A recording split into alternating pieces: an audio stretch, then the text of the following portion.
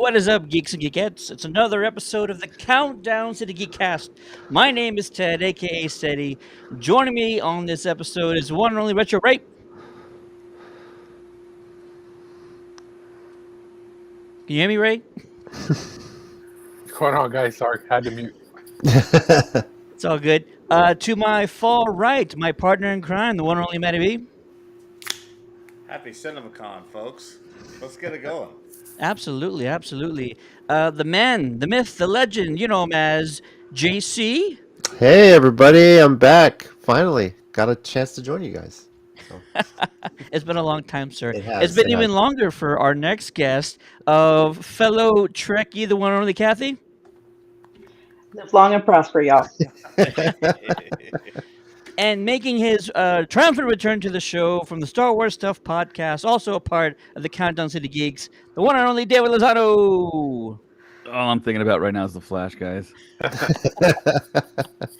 Yes, there is a lot to think about, and we have a great show for you guys. We're going to be reviewing at the end of the show the finale of Star Trek Picard, the season 3, the final season, which was absolutely glorious. But we'll get into the details later on, so don't worry about that just yet.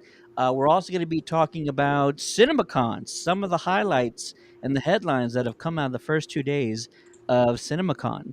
And then after our first topic, I know some of you are here because we have been promoting the Guardians of the Galaxy Volume 3 advanced screening for San Antonio residents. That is coming in a few moments, but first, we're going to be talking about the Flash trailer that just dropped. This is the second trailer to drop. The first one was a teaser. This is sort of our first full trailer, and we're actually going to be reacting to it right now. So, Matty B, if you will, you got it all set up. It's out, yeah. I've just shared. Here we go. All right, buckle in, folks. If you haven't seen it, here's your opportunity. Here is the first full trailer of the Flash movie.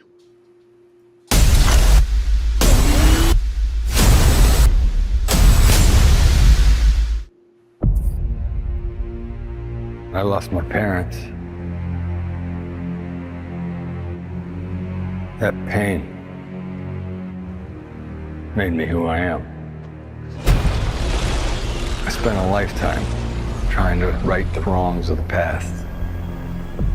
As if fighting crime would bring my parents back.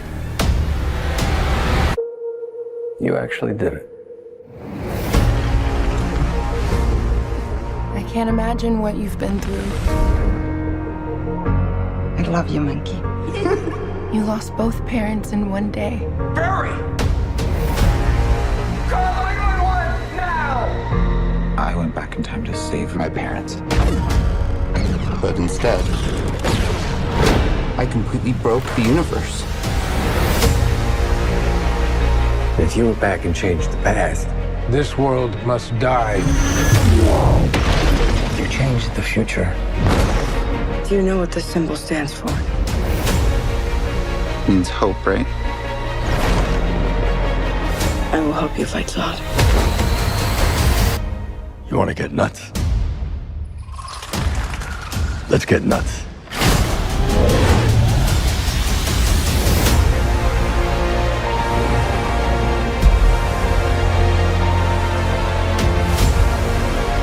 I have to undo what I did. These scars we have make us who we are. I'm not meant to go back and fix them. Don't let your tragedy define you. What did you do?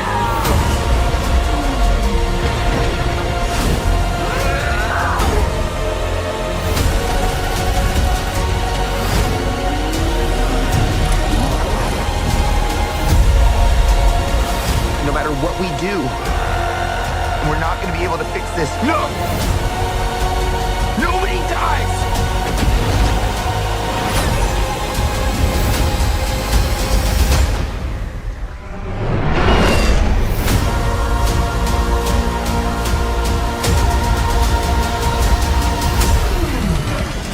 You're strapped to your parachutes. Hey, where's yours?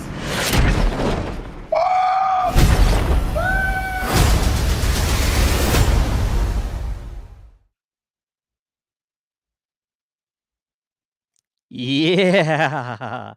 Awesome.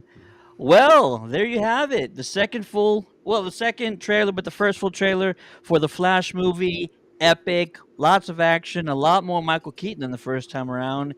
And we're here to talk about it. We also want to hear from you. What's your favorite part of the trailer?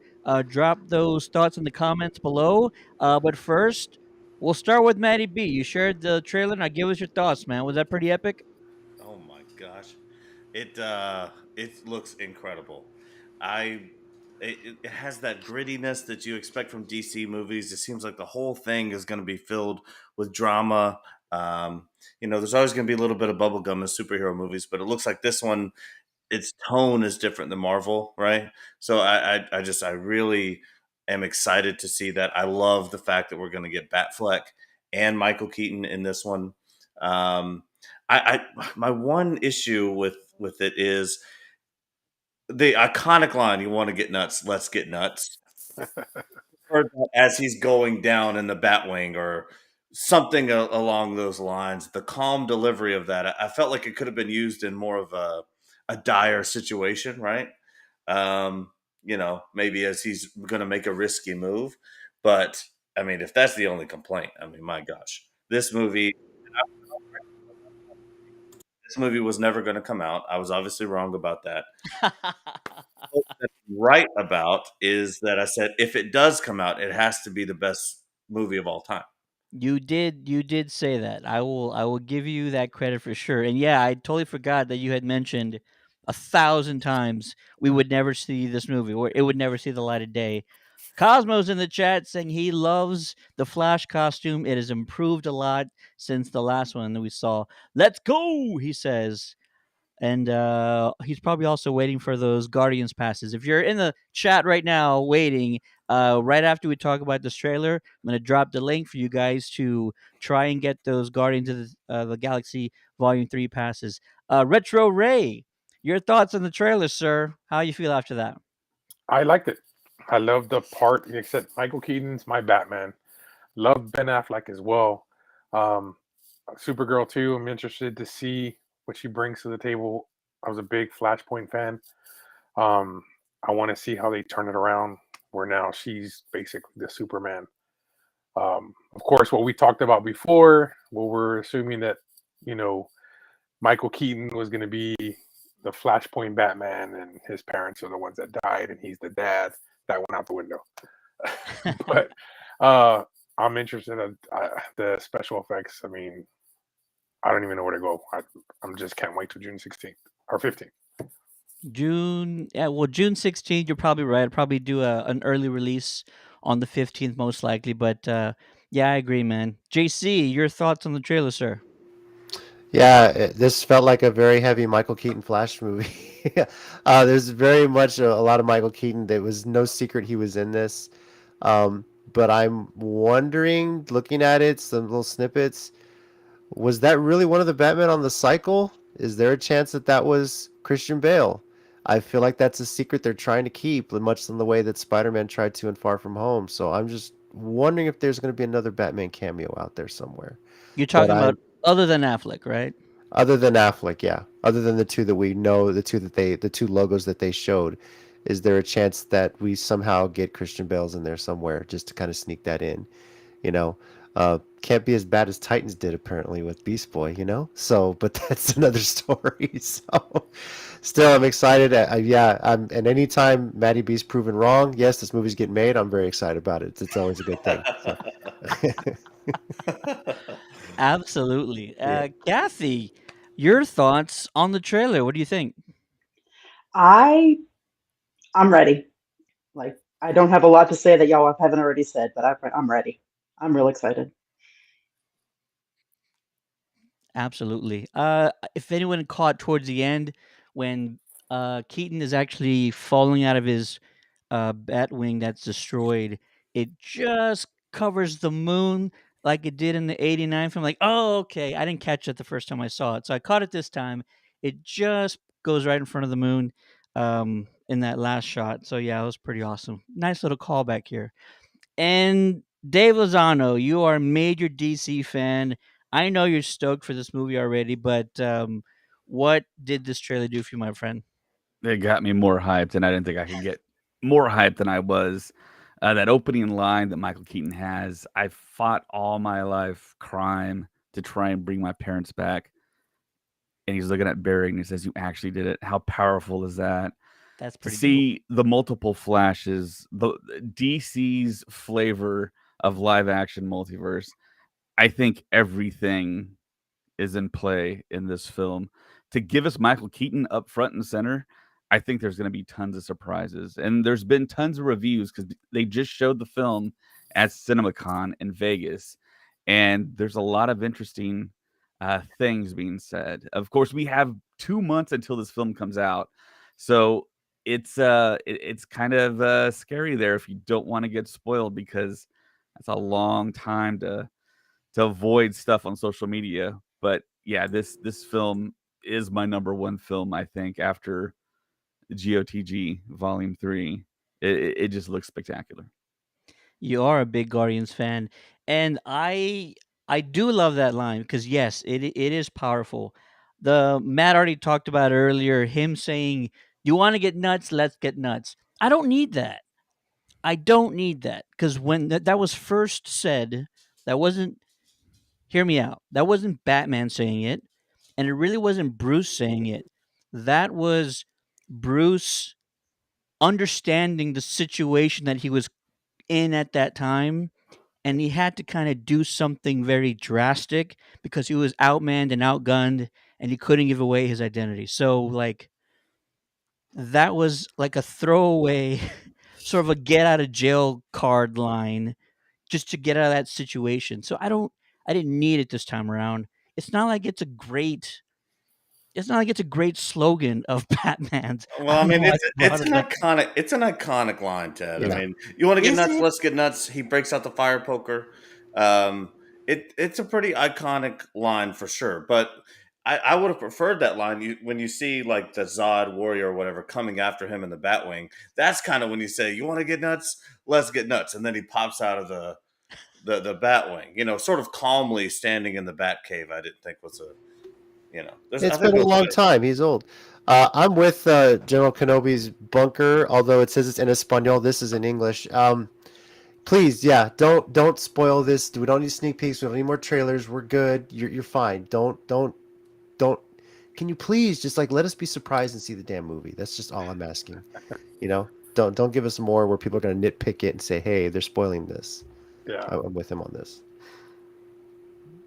I agree, Yeah, I and people absolutely will agree. go. What is the estimate, Ted? What do you think it does box office? You know what? I mean, we're kind of far away from that, but I do I know that we're going to continue our box office fantasy game, which we will also need to do for Guardians next week, which we'll be getting to those passes in just a second. But yeah, I'm really excited to kind of see how this does. Based on the reviews we've already seen kind of drop this evening, this night, it's incredible what you're seeing, what the responses are, what the first reactions are to it. I mean, you haven't seen reviews like this since Endgame came out, to be honest. Like Endgame, that was like huge, over the top, greatest movie ever, all that kind of stuff. And that's what kind of people are saying right now. Best movie since a lot of people are saying best movie since Dark Knight, which I mean, we've kind of heard that before, right? I guess people said that about Endgame too, didn't they? Best movie since Dark Knight, all that stuff. I'm actually really excited to see Zod. Michael Shannon was a formidable foe in that Man of Steel movie. He's an incredible actor. Great to see him back in this film. Fiora, did we see her in the trailer? I think we did, right?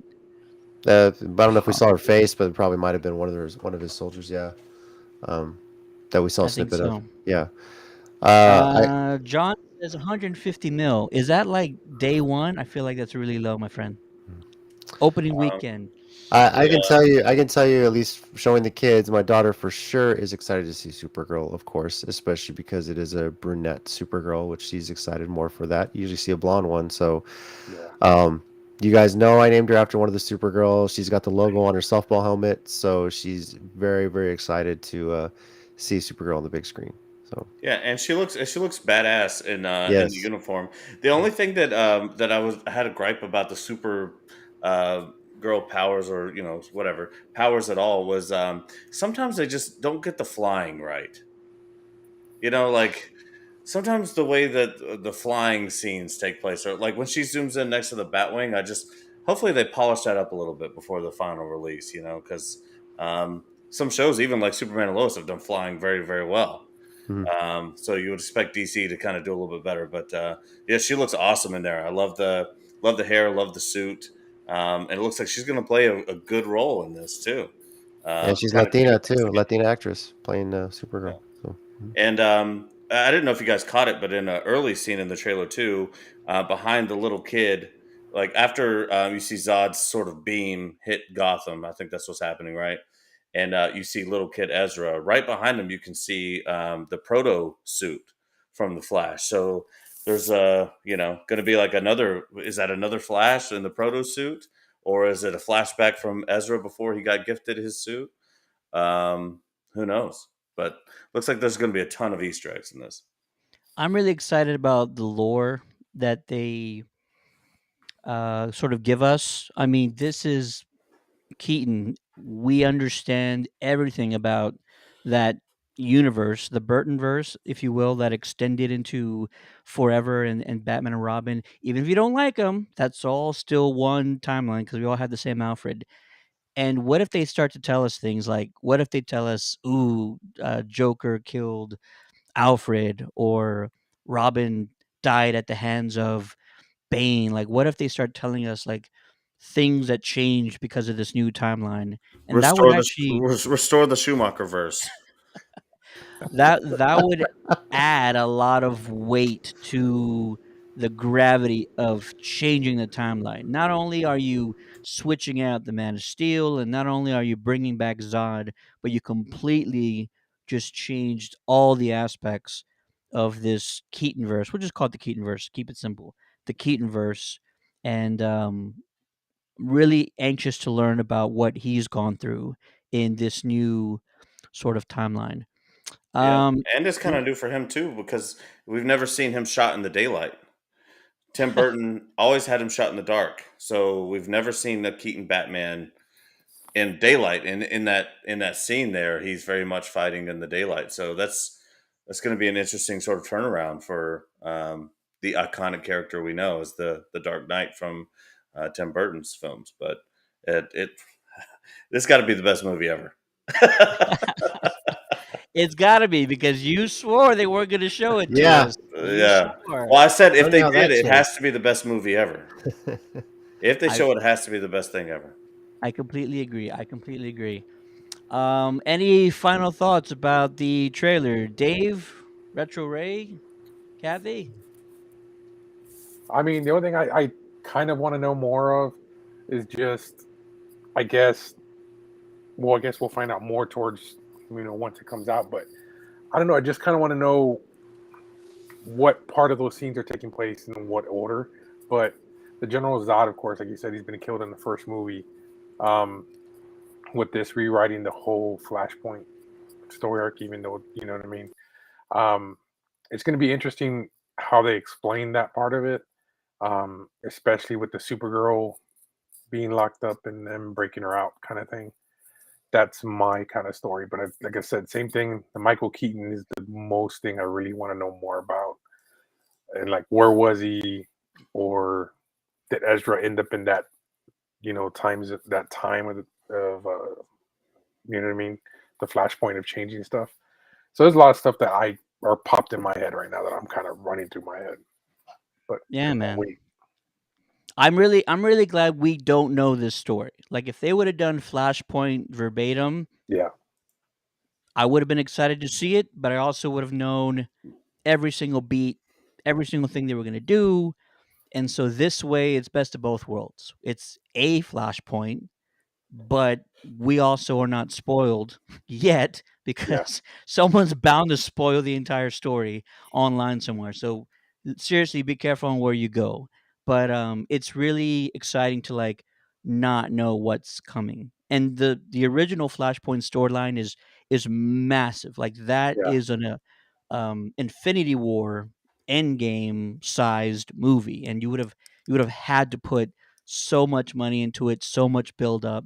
And so this way they can get away with a lot because they're introducing us to characters and stories and lore we're already familiar with. They don't have to play that build up. It's smart on so many levels. And so really, really excited for it. Okay, the spoilers, this book wise, I just have to throw it out there. If they would have done it just one piece in the movie that they did in the comic, it would freaking be awesome.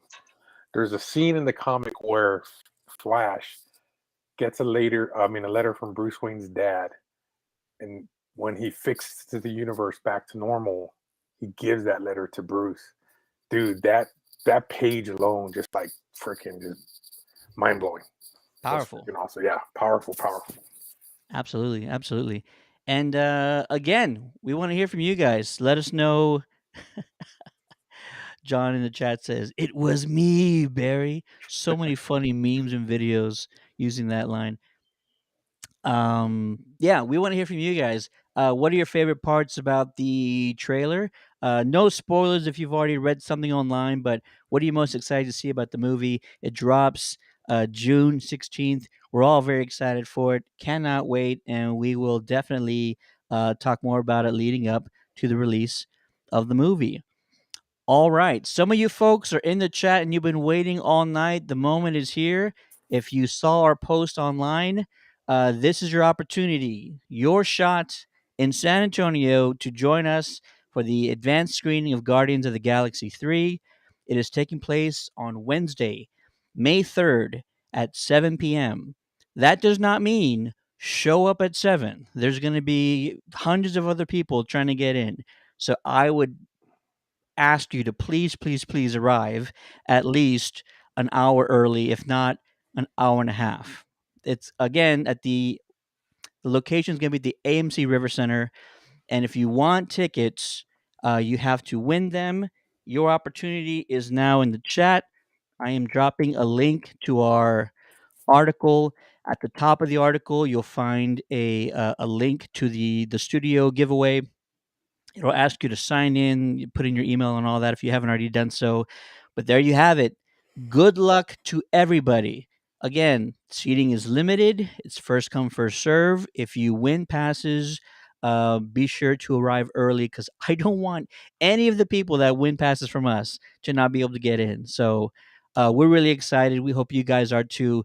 Guardians of the Galaxy, again, that movie, which has already been screened in some places, they've all said the same thing. France. Incredible film. Yeah, incredible film. One of the best. Perfect ending to the trilogy. Um, I have complete faith in James Gunn, so I already knew this was going to be an absolute banger. If you have any questions about the screening, let me know. But there you go. Link is in the chat. It's all up to you guys now. Sign up and make sure that you'll get a confirmation email. Bring that with you, either on your phone or print it out to the screening itself. Very cool. And we're gonna be doing a lot more of those. So follow us. Make sure you go to the website often. And anytime we get opportunities for you guys to win passes, we will absolutely let you guys know. Cool. Well, the Flash film was screened at CinemaCon in Las Vegas today, but that's not been the only thing that's been coming out of Vegas. CinemaCon has had a lot of headlines dropping, and we're going to stay on the Warner Brothers train for now. And Maddie B, why don't you tell us some of the ongoings of Warner Brothers from their presentation? Yeah, well, I mean, it was very Barbie centric. I would say that I don't know if that hits my demographic per se, but I can't say that it was a dud either, just because it's not for me, right? Obviously, there's a lot of hype behind this Mattel movie, and there's some stars in this thing. Honestly, I'm definitely excited to see it with Will Ferrell. Margot Robbie, Ryan Gosling. It should be fun. It's just I know it's not for me. So I was a little bit disappointed from my own perspective because we had the leaders of our new DC come onto stage, and maybe I'm expecting to see some new Blue Beetle, right? Something. I think they showed a trailer with some extended footage, but nothing really. And then another Aquaman 2 trailer, which I don't think have James Gunn or Saffron have come to us and said, is this a part of the universe after the Flash movie? Is this the end of the Snyderverse? Like, we don't really know where that stands. So, I kind of wanted some more information there. But aside from, obviously the new Flash trailer, blew up the world. It's the best trailer I've seen in a long time. But other than that, there's some fun stuff like the prequel to Wonka. I don't know if you guys saw any of that. Apparently, he's going against a chocolate cartel. I don't know if this is going to be like Narcos, Whoa. like chocolate version or what. But that looked pretty cool. Dune 2 looked pretty cool. And then, obviously, Oscar award winning already, probably the Meg 2, The Trench, with Jason Statham and the Megalodon, probably going to just break every box office record ever. But I would say pretty lackluster from WB. I think they could have done a little bit more on the DC side. I don't know. What do you guys think? Outside of that, I know that they announced. I don't know how they're doing this, but it won't go away. Beetlejuice 2 in development. It's sort of been in development limbo for like a decade or so, but they keep coming back and telling us like, "Oh, we're still working on it. We're still working on it." So I don't know how I feel about that. Bringing back Keaton as Beetlejuice, fantastic. Writing a story worthy enough to bring back Keaton as Beetlejuice, I don't know if I have faith in anybody being able to write a story that's that compelling. But is anybody else either really interested in seeing a sequel to Beetlejuice or just like leave it alone? It's a classic. Well, there's rumors. I'm interested. The rumors are to bring the girl who played Wednesday, supposedly casting. Jenna her. Ortega? Yeah. So I'm interested. I mean, that was a movie we all grew up with. You know what I mean? The only thing is, it's always that risk. Are they going to do it justice? You know what I mean? Bringing back Star Trek Picard into it. That's perfect example. They'd knock that shit out of the park. But that's the only thing I'm afraid of. Beetlejuice. But Yeah. I mean, I want to see it. Reboot it, reuse it, redo it, and reuse it if you want to make some music. Like, there had to have been a meeting at WB, like just before the pandemic, let's say maybe even 5 or 6 years ago, where Keaton's agents went to WB and said, hey, he's retiring soon. So what do you want to get out of him? Because, you have him so heavily featured in The Flash. They're trying to bring back Beetlejuice. Seems a little Keaton heavy. Do you know what I mean? I don't know if it has Keatonissance. I mean, it's true. Outside of that, Furiosa, they showed some footage from Furiosa, which is going to star Anya Taylor-Joy, Anya Taylor-Joy. I freaking love the last one, so having a prequel just with Furiosa, I think is fantastic, and sort of this new Mad Max universe. And then they teased Dune 2, and I'm sorry for anybody who says it's like the greatest movie ever. I don't see the appeal. It was sort of, I mean, maybe too slow of a pace for me. I had no investment in any of the characters whatsoever. I don't know if anybody else feels that way, but I think there's people that are excited for Dune 2. I just haven't met any of them. Well, I'm excited. Yeah, Yeah? me too. Yeah. They said, I think they said in the presentation it's going to be a big war epic movie, and we got a taste of that at the very end of Dune. They had to set up Dune so people knew kind of what Dune was, the general audiences. But the books and the lore, it's very, very dense, very deep, a lot like The Lord of the Rings. And I know as a Star Wars podcaster, I know George Lucas took a lot of ideas from Frank Herbert to create Star Wars.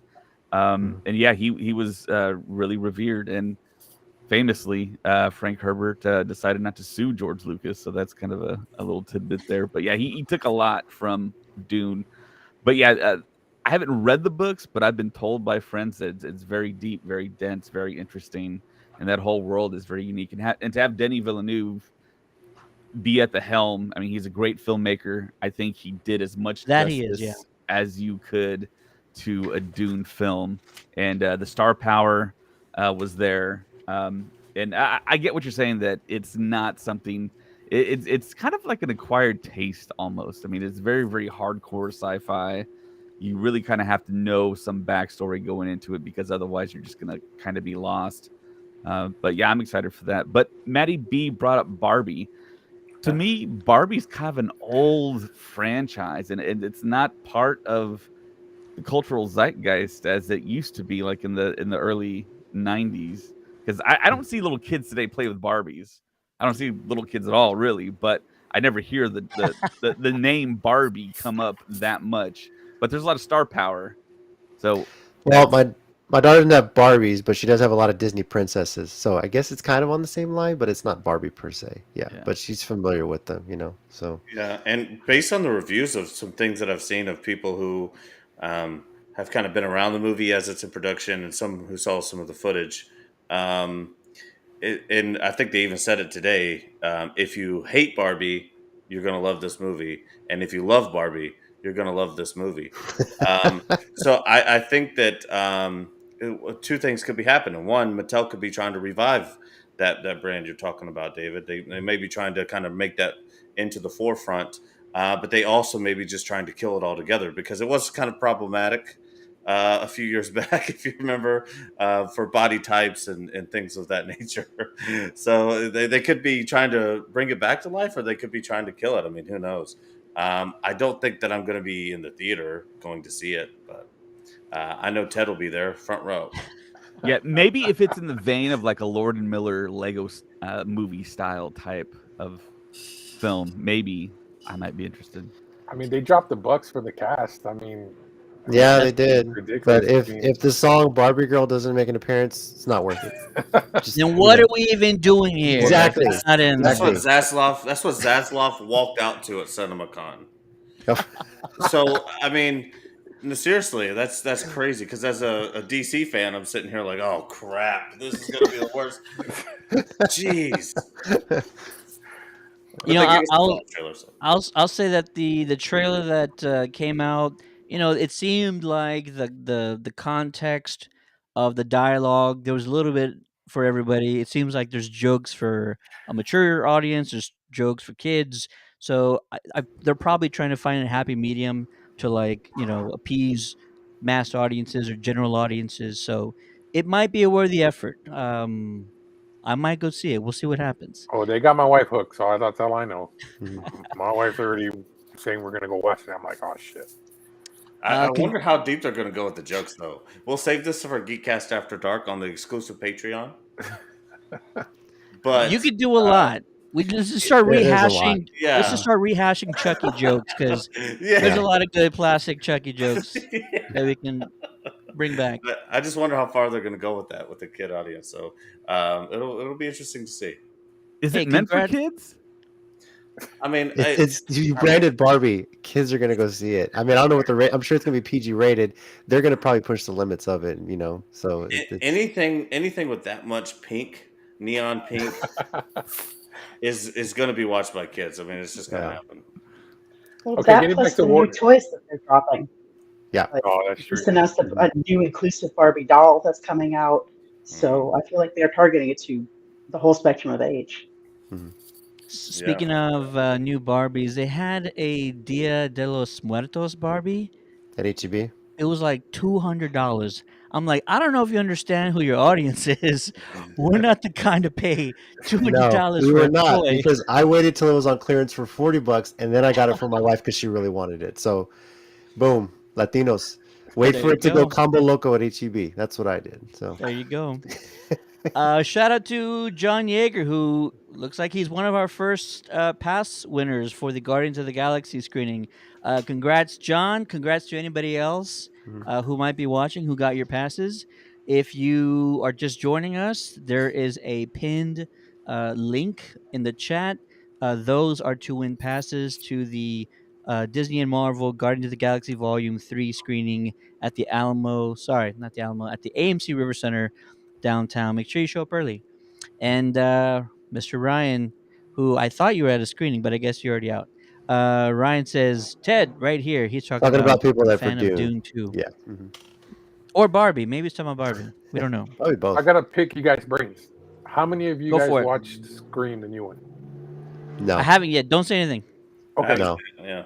Well, if you haven't watched it, there's nothing to tell or anything. But the character they got to play Sam, if they're gonna recast Wonder Woman, I think she would be awesome as Wonder Woman. That's just my opinion, just from watching her from the movie.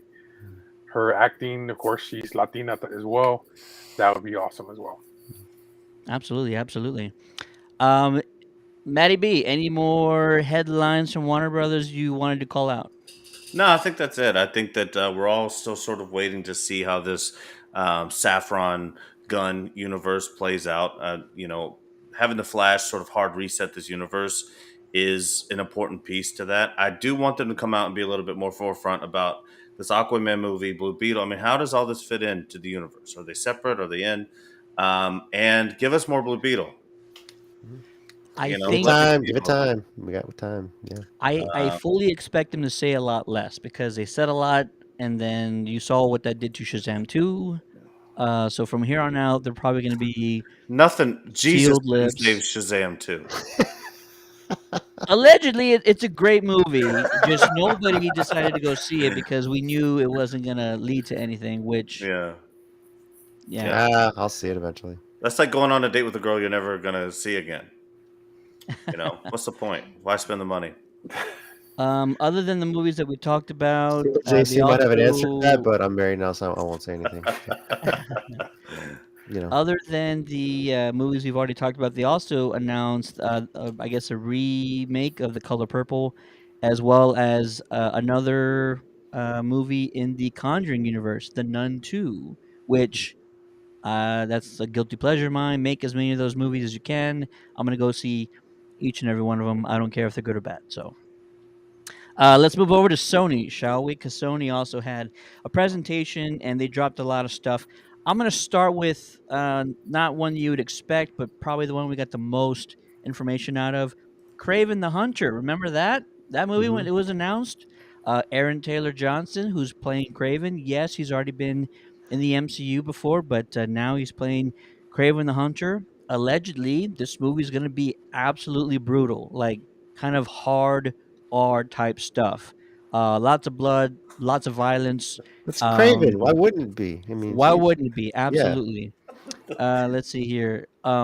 Also, they said they're introducing the Rhino character in this sort of new universe, so that's pretty big. Paul Giamatti's back. Yes, I hope so. I hope so. I doubt it, but yeah, that would be kind of cool. Is anybody thinking this is going to be a hit? I mean, Sony's movies outside of Spider-Man, I mean, we're talking about Morbius, we're talking about Venom. They've been sort of missing the mark. They're not really getting the general audiences excited enough. Will Craven turn that around? Ray, what do you think, man? It's hard to say, dude. I mean, Morpheus, I was expecting better. I mean, it was a decent movie, entertaining to watch, but story-wise, I didn't like it. But Craven, now if they're gonna do it kind of like a Punisher-ish, story, I guess, or because like you said, they're gonna have to change it. They're saying that he's not gonna be, he's actually, in the other one, he actually hunts the animals. Here, supposedly he's protecting the animals, supposedly. So I don't know. It's gonna be interesting. I mean, I'm gonna watch it. I'm not gonna lie. I don't know. I can't tell you yes or no, but I will be there to watch it. Matty B, are you ever going to see Kraven the Hunter? No, I'll definitely watch it. I just know from experience of all these movies, and you guys do too, it's really hard to launch a new hero that people aren't really familiar with. One of the best examples of it, I would say, for just the mainstream normie who doesn't, follow a lot of comic book lore. I mean, of course, they know Superman, they know Batman, they know Spider-Man, some of these things. I think the only person to ever successfully launched one of those outside heroes was Iron Man, the first Iron Man, where it's someone who isn't in our normal thought of a superhero, and they made him like awesome, and so it's just so hard to launch heroes. It's hard to tell. I don't have high hopes because anytime you pull a random hero out, try to launch it, it kind of flops. Dave, how about you, man? Any hope for Craven? I agree with Matty B that Craven's such an obscure character. I think most of the general audiences don't know who he is or that he's tied to the Sinister Six or Spider-Man. And back a couple years ago, Sony had like this big push to do a big Sinister Six type of franchise with the end credits, I think, of the second Andrew Garfield Spider-Man film. I was excited for that because they're going to have Venom, and Venom could lead. He could be kind of the face of that Sinister Six franchise. But Craven, I mean, they've got to have an awesome script, and to bring back the Rhino, that's another kind of odd choice. I mean, you're going to have to get like a great actor, like a Robert Downey Jr. type, to be like super charismatic as hell to pull off, I think, a fantastic movie. Unless the script is just kick ass and they're starting something. Rhino is odd. Yeah. So I think they're also doing Rhino better this time around. It's more of a physical mutation that's happening to him. It's not some giant like transformer type suit that's going on. I was like, that's not going to go well when they had Giamatti in one of those things. So that gives me a little hope, but I kind of agree with most of you guys. Kathy, do you think Aaron Taylor Johnson is enough to kind of gain some hype for this movie? Russell Crowe is also in this movie. How many comic book movies has this guy been in? All of them, apparently.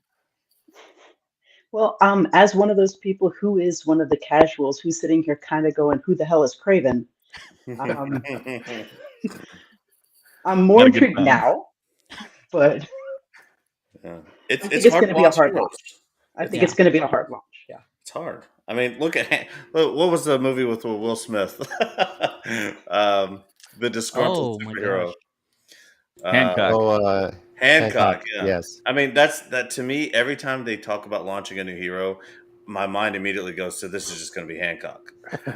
Well, mine even sooner than that. My mind goes to Morbius. I mean, look at what that did. I mean, that's a cool character. It's a vampire. He flies. He's got cool powers. Jared Leto. And it sucked. Yeah. Yeah. You had Matt Smith in that movie. You had Jared Leto and Matt Smith, and you couldn't pull it off. It's nonsense. It's insane. Yeah. Honestly, it was really close. Like they had a story that was worthy of telling. It was really just about the execution of that story, and it just the way they went about it, it didn't come off very well. Release twice and flop twice. I mean, they did. Sony did it, baby. Is that the first movie ever to release twice and flop twice? I can't think of another like a movie that was able to release twice. First of all, but then to flop again the second time. That's a wild record. No, I highly doubt that ever happened before. JC, any thoughts on Craven, my friend? Your original question is this going to be as successful as Venom? I'm going to say no. I'm not to say that it won't be a bad movie, but people aren't really going to go see it. Now, as far as Rhino goes, look, I think the most popular Rhino reiteration out there is from Spidey and Amazing Friends, because that's what my kids watch, and they really enjoy that Rhino. So they got excited to see Rhino in Spider-Man Miles Morales, and I was playing the video game to see that iteration of it. But, you mentioned Andrew Garfield's Amazing Spider-Man series. After Far From Home, people want to see him brought back. Why not? If this is some sort of backdoor way to get back to Andrew Garfield, we get an Amazing Spider-Man 3 where he's battling Tom Hardy's Venom, Anthony Taylor Johnson's Craven. If they're building into that, cool. I'm all for it. But everyone wants to see Andrew Garfield at least get one more movie that he should have gotten where he battles the Sinister Six. So if this is your plan to get to that point, I'm all for it. But as long as you have Tom Hardy's Venom, people want to see that in that Spider-Verse, if you will. And I'm kind of hoping that maybe I'm holding out hope that this is where they're going with it. True. Facts. and Sony is just releasing movies for all their villains, whether or not people know about them. Let's get to Are some of they the just other using the end of announcements. the? Are they Like going to use Disney, just make a Palpatine movie. Just fucking do it. I just want to see it. make a, Just, you make a want, Palpatine? yes. I mean, my Yeah. Dave's all gosh. about that. Yeah. But do you think Sony's just running through licenses because they know? Do you think they're going to try to keep like Spider-Man forever and all this stuff, or they know that Marvel's going to eventually absorb it? So they're They're just gonna keep it forever. That's why they have like a running through. contract. They have to make a movie Yeah. within a certain amount of time to keep Yeah. this Spider-Man character. So they're just running through trash just to keep Spider-Man. In a way, yeah, but at least we're getting across the Spider-Verse, which is looking hype, and I there's mean, already yeah, a no, sequel for to sure, that. 100%. So Yeah. you build from that, and you know, hope for the best. So I'm going to run through these other announcements from Sony. Some of them we probably wouldn't talk about generally, but I'm going to go through all of them. Ridley Scott is coming out with a Napoleon action epic film. Joaquin Phoenix is portraying Napoleon. That actually gets me he's really too excited to see tall. that movie. He's too Yeah. tall. You're probably right. You're He's too probably tall. right. But movie magic, they'll make him look like He's a hobbit. acting all on I'm a his history knees. major. He's too freaking tall. Come on, dude. You got to get it right. So as long as Movie- they show him losing movie- at Veracruz and the birth of Special Cinco de Mayo, I'm Special good with it. So yeah. There you go. Denzel Washington is actually making an Equalizer 3. Those movies are solid. Not a I big agree. budget. They make their money back. Anytime Denzel's fighting people, I'm all there for it. Orlando Bloom, who I appreciate a lot of his work, and David Harbour star in Gran Turismo in theaters August 11th. Apparently, the Their first teaser race for car Gran, video game, they're making it into a movie. Wow. and they are not they're not sparing any expense. Apparently, the teaser trailer was actually pretty high quality. So Okay. take that what you will. Sony's Let's answer see. to Fast and the Furious. Yeah. Yeah, by the third movie in it, they're going to be like superheroes, They basically. just better have the damn Right. theme song because that's one of the best parts of that video game. So yeah, Oh, they have to. They have to. they have to. Let's see. Other movies that were announced or talked about: Love Again, Knights of the Zodiac, The Machine, Spider-Man Across the Spider-Verse, which is going to be epic. No Hard Feelings. We've already seen a trailer for that. Harold and the Purple Crayon. That's exciting. The Insidious franchise continues with The Red Door. There's actually a trailer up on our website at countdowncitygeeks.com. They Listen, which I haven't heard about that one. I wonder if it's in the They Live franchise. I have no idea. The Book of Clarence, Dumb Money, Journey to Bethlehem. I already talked about Napoleon. And then lastly, but not least, the Ghostbusters sequel, aka Ghostbusters Firehouse. Not a lot to talk about with this one. Just the fact that all of the early rumors or those reports that came out like a month ago saying the movie was going to be in NYC, they're not going to do this or they're going to do that. All of those were fake. The movie was going to be titled Hell's Kitchen. That was a weird one. All fake, all false, all made up. The original stars are coming back. The stars from the last movie are coming back. The film is set in New York City, despite the fact they are filming currently in the UK. And the one of the executives over at Sony, Tim Rothman, says that the film is huge. Whether he means the scale of it or the scope of it is huge, or just the story in general is huge, that remains to be seen. Huge.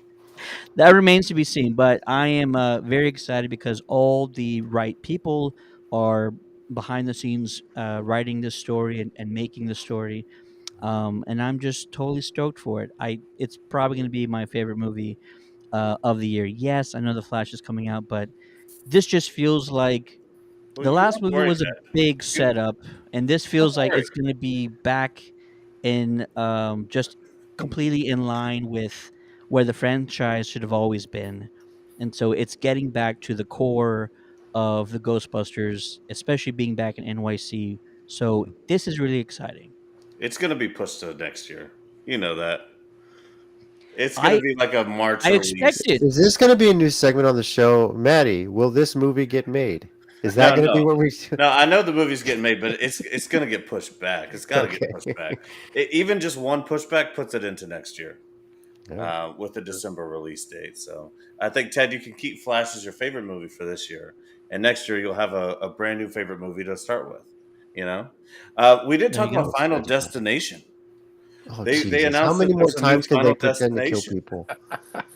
God. Hey, they can revitalize that franchise. It's a good one. It's got a Is cult this following. a reboot?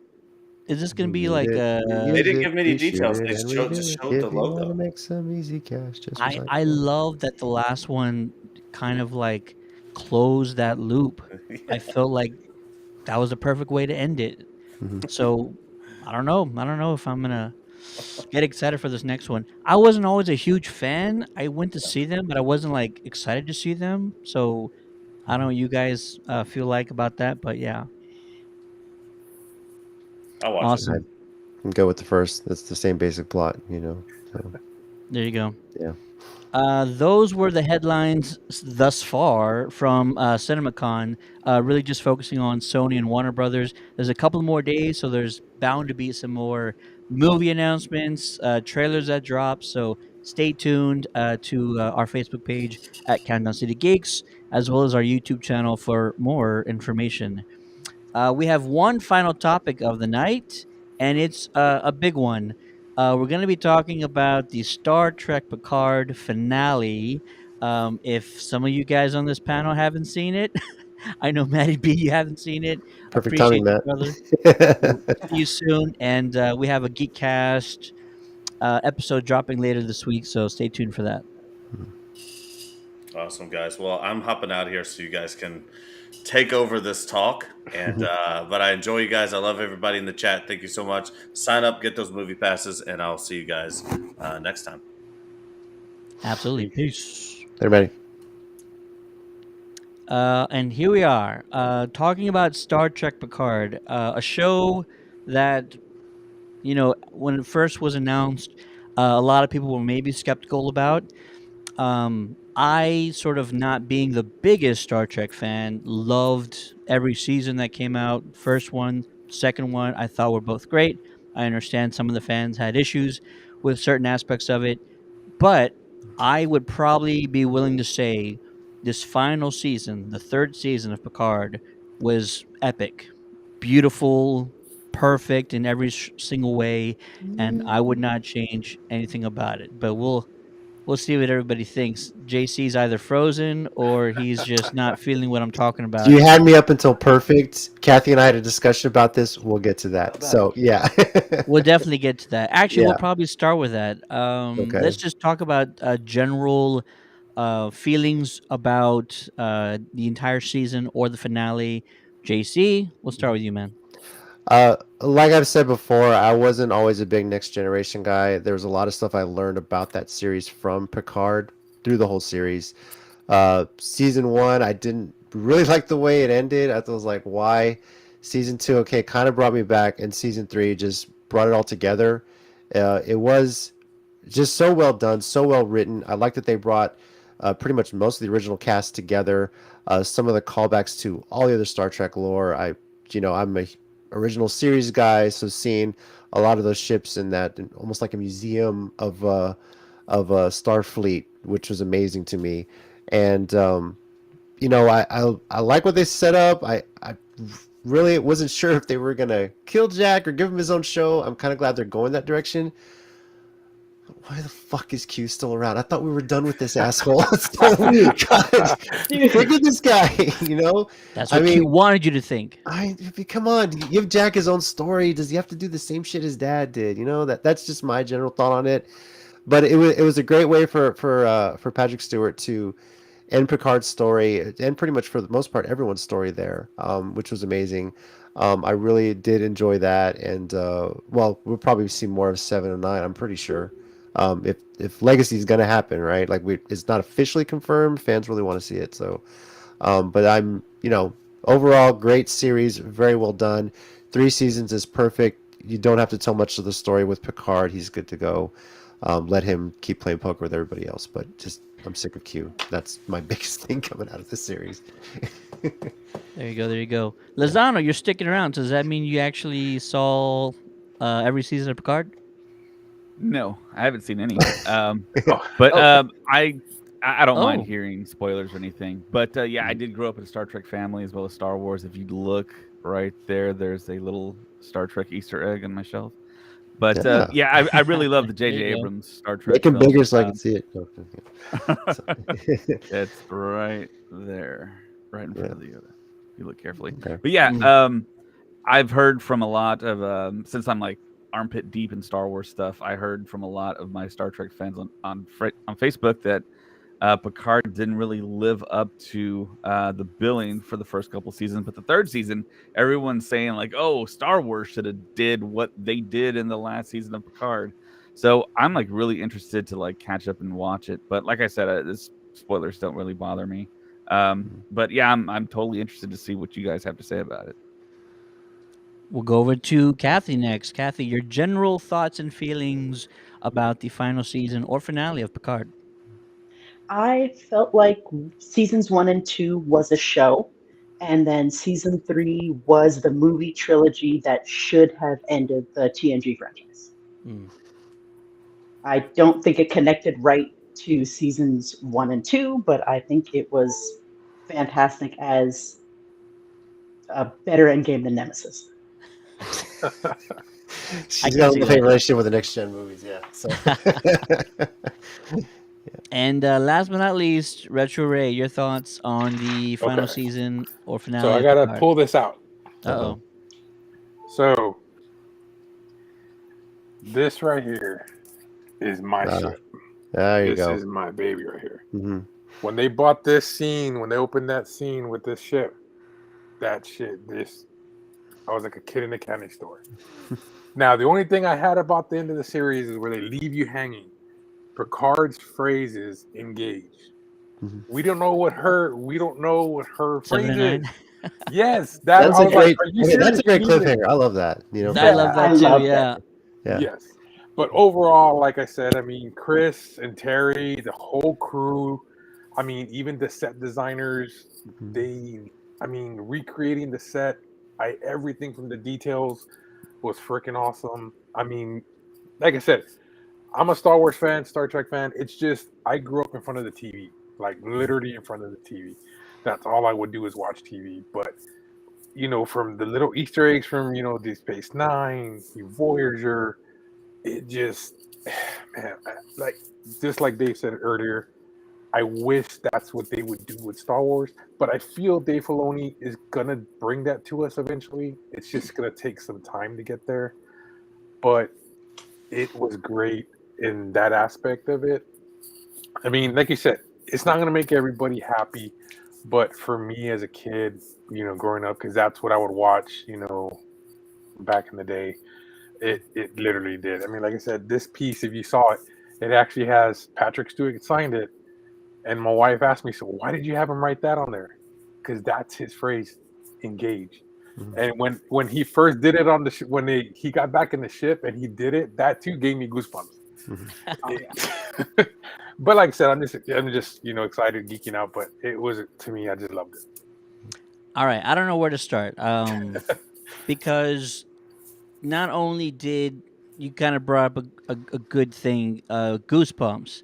There's like 50 moments in this finale where you get goosebumps. There's moments throughout the final season where you get goosebumps. Every time you brought back a character from the next generation, goosebumps. And we saw old enemies, we saw references to past episodes, to past captains, if you know what I'm talking about. Just so much nostalgia, but all done tastefully. What does that mean? It doesn't feel like it's just in there for like no reason. A lot of it makes a lot of sense. The Enterprise being in this museum makes sense, and it's not just like, oh, let's go find that ship. Remember when the Force Awakens was like, let's get that ship, and what is it? It's the Falcon, and it's just Yeah. like, oh, okay, that's fine. I mean, but just it's cool like how they did everything and how they brought all these characters together, and you didn't expect the final season, or at least I didn't. I didn't expect the final season to go like full next gen, but when it did, it it elevated um just the experience to a level I can't really explain. Like, shows shouldn't be this good. you shouldn't you shouldn't be able to be this invested in so many people at one time. Like, this is what every movie or show strives for, and you're never going to get as close to this ever again, because the way they brought everybody back, the way they had them interacting, it's just the interactions. You're just, no matter what they're saying, whether if it was an intense moment or whether it was just a comedic moment, Wolf being Wolf, and learning how he's changed since we last saw him, just everything you were so invested in. And it's really difficult or nearly impossible to try and replicate the experience of being so invested and involved in like every single second or minute of a series. um I loved it. And as I mentioned, I am not the biggest Star Trek fan. I've seen a lot of different series. I've seen all the movies, but I haven't seen every single series. So I'm not going to claim to be the biggest Star Trek fan. But it was still easy to understand the gravity of the interactions, the moments, the drama, and yet Picard still gets all the best scenes. Sir Patrick Stewart is still eating up the damn screen and making us all shed tears like at several points of this damn thing. Like, I was an emotional wreck for most of the season, and I'm okay with that. It's just high quality writing. Uh an AI app cannot write as good of a show as this final season was. And it's so great and it's so wonderful. I'm so happy for all the Star Trek fans, especially the ones who've been around since the original series and who got to experience this, especially the IMAX screenings. Like, Paramount or whoever else is involved, like, really went all out for their fans, by making it as big of a spectacle as it should be. And the producers, Terry, who's the showrunner for this, just being so vocal and communicative with his fans on social media throughout this entire final season. Like, you don't get this kind of stuff. You really, really don't. It's super exciting. I want to say, and I hope that I'm not wrong about this. This is probably the most exciting the franchise has been in a long time, maybe since J.J. Abrams' first movie came out. Maybe I'm wrong about that. I could be. But it's really, I'm really excited about the future of Star Trek. Like, where you go from here, I'm super excited about. They could do a number of things, and it's just so damn cool. It's so damn cool, everything that they've done. I'm really excited, and we've been lucky to kind of be a part of it a little bit.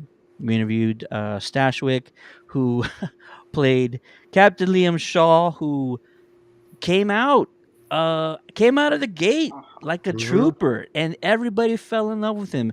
All these new cast members, everybody fell in love with him. They were written so well.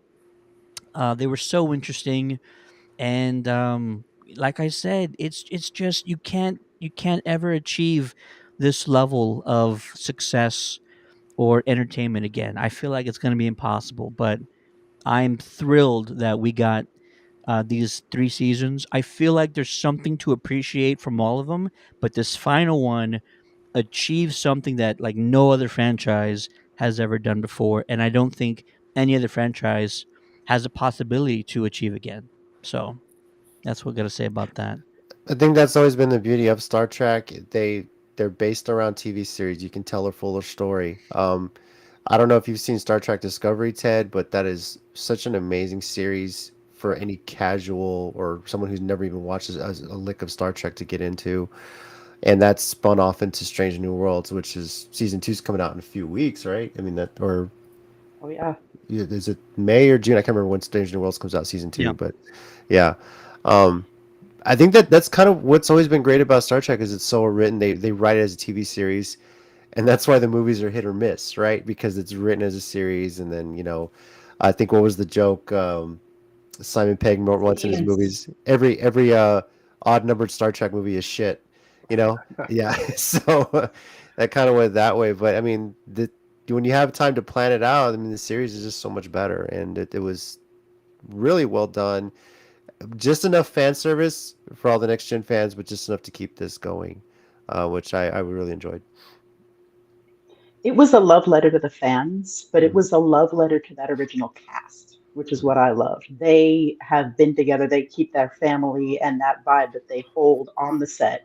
If you saw any of the behind the scenes of the cast when they got to step onto that Enterprise for the first time, when they got to touch the buttons and they got to step on the rug, that last scene before all the bullshit with Q, the, the last scene that they had where they were playing poker and they just let the camera run and let them play poker out of character for 45 minutes and clip that together to make that final scene in the show.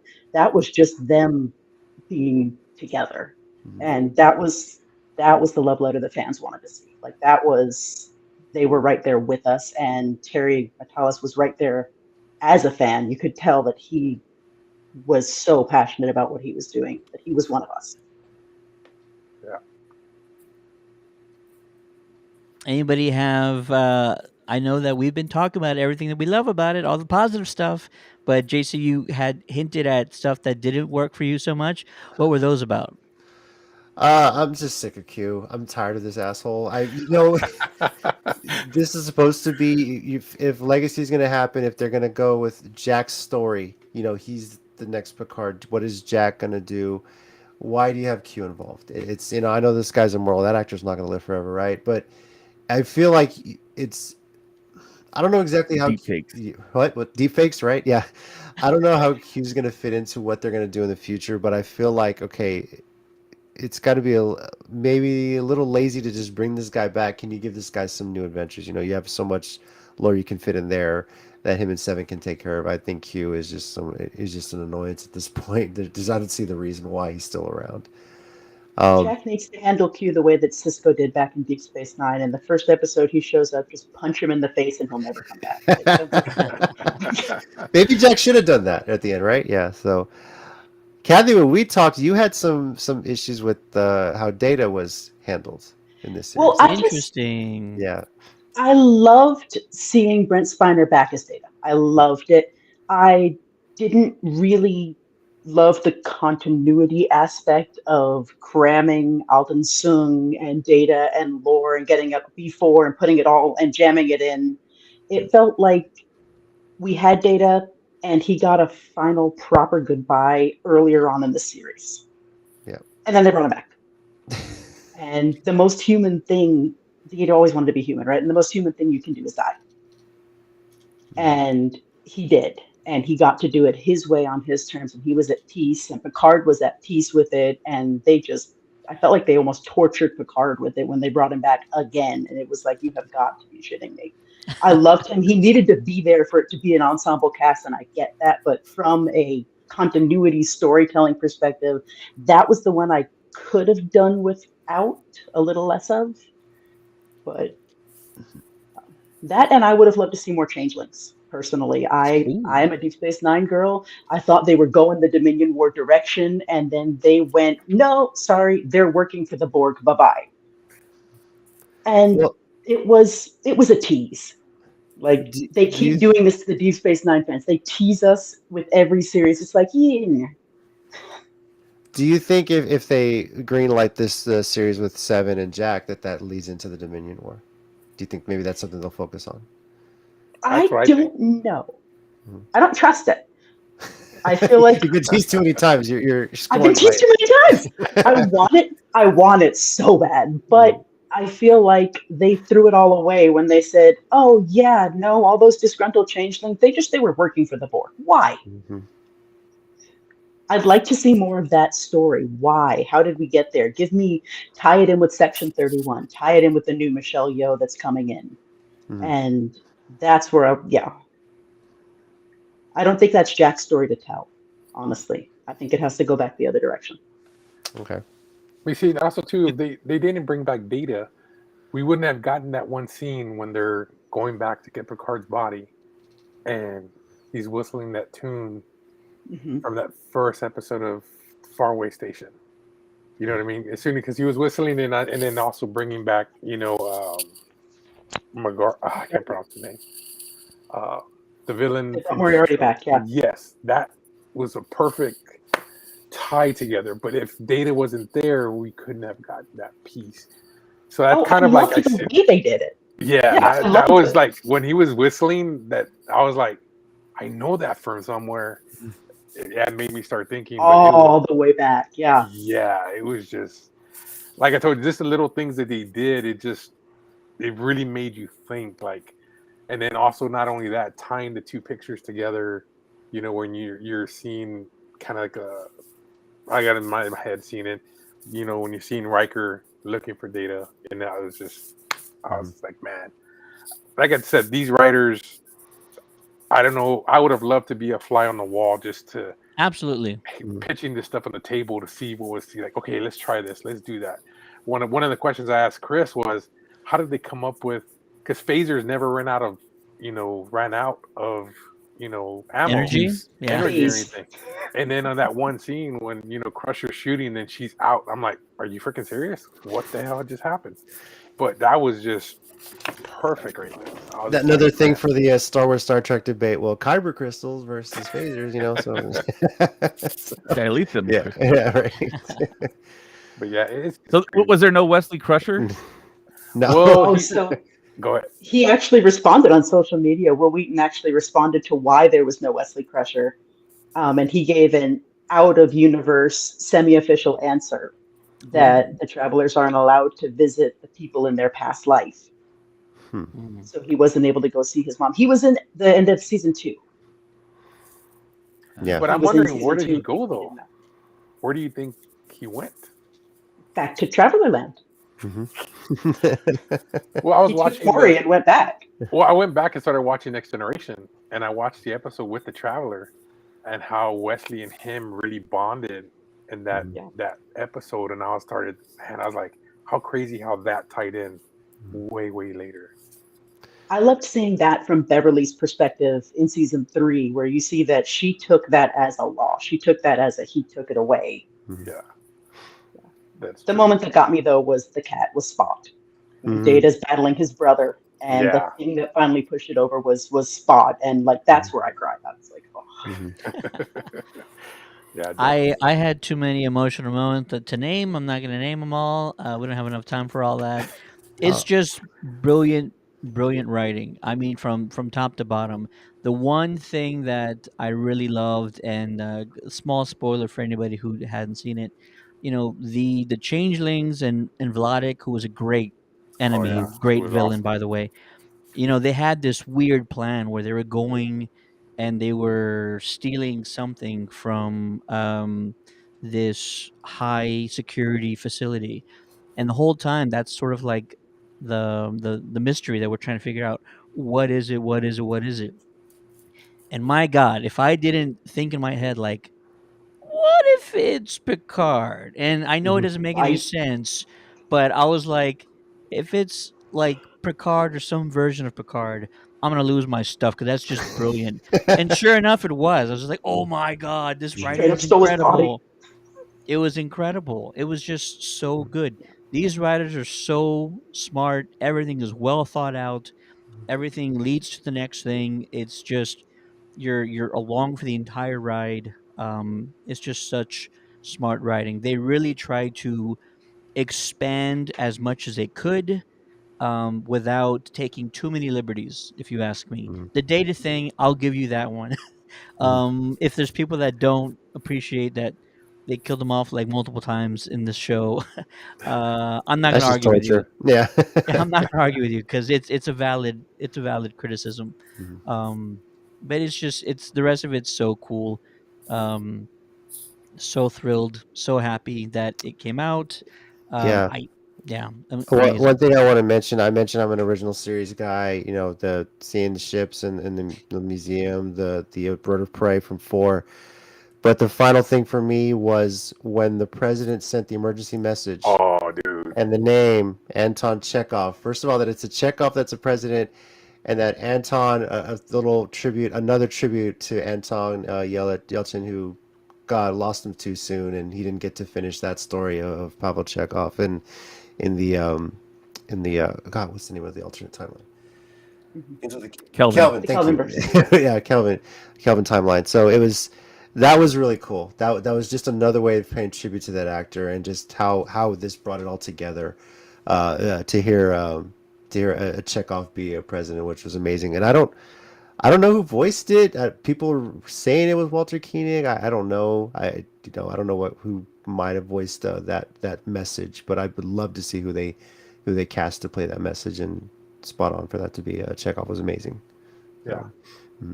Absolutely. Mm. Well, we know that the Star Trek Legacy series is confirmed. It wasn't just a teaser at the end of the finale. They are actively developing it, from what I understand, and you can expect a lot of the new characters and some of the old ones to come back. And I'm all for it. And this could be the start of something really special, because you can bring back characters from other series, right? Other versions of Star Trek, and really just going down the rabbit hole in a very tasteful way, not just nostalgia driven for the sake of being nostalgic about everything, but um, if you continue with this writing team and these producers, I feel like the sky is the limit. The edge of the galaxy is the limit, Mhm. and there's just a number of things you can do. It's a really exciting time. I'm thrilled, and I forget the dude's name that played Jack Crusher, but what a year he's had. The son of Picard. He was also he was also in the series You, which is very popular on Netflix. I'm not going to say in what capacity he was in that show, but it's pretty substantial. So if you want to see him in anything else, go check out the Yeah. last previous season of You. And I feel like that's all I've seen him in, and yet Wasn't he in Aragon? Wasn't he in that old movie Aragon from 2006? you are Ed Spillers. correct. Yeah. That was that kid, wasn't it? Yep. Hmm. Wow, good for him. Well done. There you go. Any final thoughts about Picard? Anything about Legacy you guys want to talk about? Okay. I just realized that I had another Enterprise on my shelf, and I picked it Oh. up. It's one of my favorite childhood toys, and I just looked at the copyright on it. It says 1987. Dang. Hey, I don't know if you guys had one of these, but here it is. Yeah. Oh, there you go. Enterprise D. It's the die-cast version, so it does come Oh, apart. dude. Yeah. almost as old as Super old. yeah, it's almost as old as me, Yeah. Nice. and it's broken. I'm just kidding. Nice separation. No, I asked Kathy, like, if Legacies, what do you expect to see out of the Enterprise G now crew, and what are you hoping to see from there? I I don't want to try to predict it. I want to be surprised. I Mhm. think Star Trek is in a renaissance right now. I think it's smart the way they're pulling the old characters back, but I really want to see where this next generation, the fun is just there for you, where this new generation goes. I don't want to try to predict it. I want to Mhm. see something new, something fresh. I don't want to see them rehash Q and Farpoint and everything they did with the original Picard. I kind of want to see him push Q to the side and go off and boldly go. Like, Mhm. do Star Trek. There you go. I agree. Yeah, definitely. Sure. JC, what do you want to see? From Legacy, like she said, yeah, just give me something new, something original. You gave us that with Discovery. Discovery took Star Trek. It started as almost a prequel, and then it made it Beyond Future, and they're exploring so many new things on where it's set right now in the most recent season. So, uh, you got to give me something new with this crew. Like, this is a whole new crew. This is a whole new Enterprise. whole new set of adventures. Let's see where you go from here, and don't rehash some of the same stuff that Picard and his crew went through. And Discovery's with Scott Bakula, right? Say again. No, Enterprise was Which, Scott which Bakula. oh, Enterprise is Scott Bakula. Okay. Yeah. Who's the captain on Discovery? It's Michael. What's her name? I forget. God, I'm so behind. Yeah, I'm trying. It's so. Michael Burnham. Michael Burnham. There you go. Yeah. Yeah. See you. So She I don't know if is. Yeah. yeah. She's amazing, and it's have you seen Discovery at all or no? I will say I won't not. You've seen it, yeah. Just where it starts is awesome. It pulls in, kind of prequel leading into original series. They bring the Enterprise in for season 2, and Strange New Worlds spins off from season 2. But where they were smart about Discovery is where they took that timeline from where Discovery was and pushed it so far into the future. It's past everything else they've done with Star Trek that they have their own set of adventures, all new technologies. Like literally, it gave them like an open canvas to do what they wanted, and it's pretty amazing where they've taken it from there. So it was kind of cool because it's like it was turned into a prequel versus a prequel and sequel at the same time, like after season 2, and it made sense. It made a whole lot of sense too, as well. So. Which is Well, I'm something looking forward to Star the lower Wars should deck. have done a long time ago. Well, see, but even that, they're doing the same thing like with Rebels. They're doing. They're bringing live actions crossing from the animated series to. I'm looking forward to that episode. Yeah, that too. That's what That's the thing I'm looking forward to. That I mean, I wouldn't mind seeing now. Bringing if you're going to this, you know how we saw in Next Generation when we see Bones in the first episode when you tell them you take care of her, she'll bring you home. I want to see some of those characters from Lower Deck later on, or you know what I mean, like old versions of them in Legacy or something. I don't know. I'm just throwing it out there, but I want to see Admiral Boimler behind a desk in Legacy. Yeah, that would be freaking good too. But that's what I'm saying. Little things like that. Like I said, I think too much stuff for shows. I just overthink stuff, but that's just how I am. Lower Decks is just so much fun. I love it. It's fucking hilarious, man. It's like a Rick and Morty-ish crossover kind of thing, but and you don't have to be high to watch it, Ted, because that one Rick and Morty episode you made me watch. Jesus Christ, I didn't know what's going on. So sorry about that. So I reached out. I don't know if you guys are Airwolf fans or not, but there's only, of course, one cast member that's still alive. Well, I think there's 2, but the female co-pilot from Airwolf, I reached out to her to try to get her to come on the show. Right when I asked her, she's like, "How do I tie into your show?" And I was like, "They talked about you in Rick and Morty. They talked about Airwolf in the show," and she's like, "What?" I'm like, "Yeah." I go, "Geeks love Airwolf." Even Mark Bernard and Kevin Smith is fan. Buddy is a huge Airwolf fan. That's why I told him. I told her, geeks love Airwolf. You would be surprised how many geeks love Airwolf. And right now I'm in the works of trying to get her on the show. I can't wait to her on here to talk about Airwolf and stuff like that. Very cool. Very cool. And if you're watching this video at a later time, or if you're listening to the podcast version of this episode, we want to hear from you guys. What were your favorite moments of Picard, either any of the seasons or the finale? What are the things you liked? What are the things you didn't like? And how excited are you for Star Trek Legacy? We're all hyped. We're all excited for it.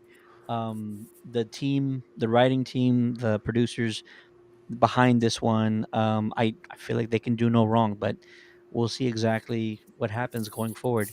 That's not a challenge. Definitely. Yeah, not a challenge. Not at all. Cool. Well, that's going to do it for this episode of the Countdown to the Geeks.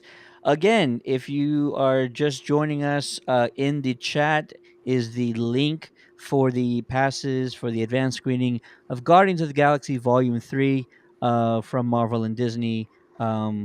Please, please, please arrive early if you did obtain passes. You do not want to be the person that is not able to get in. I've been in those moments, in those situations before. It's not fun. So please show up extremely early, be on time, and we will see you Wednesday, May 3rd at the AMC River Center 11 in downtown San Antonio. And that'll do it for us. Be sure to head over to our YouTube channel. I just posted a fantastic interview I did with Britta Phillips, who was the vocalist from the original Gem and the Holograms series. Had a bunch of questions to ask her. She's absolutely incredible.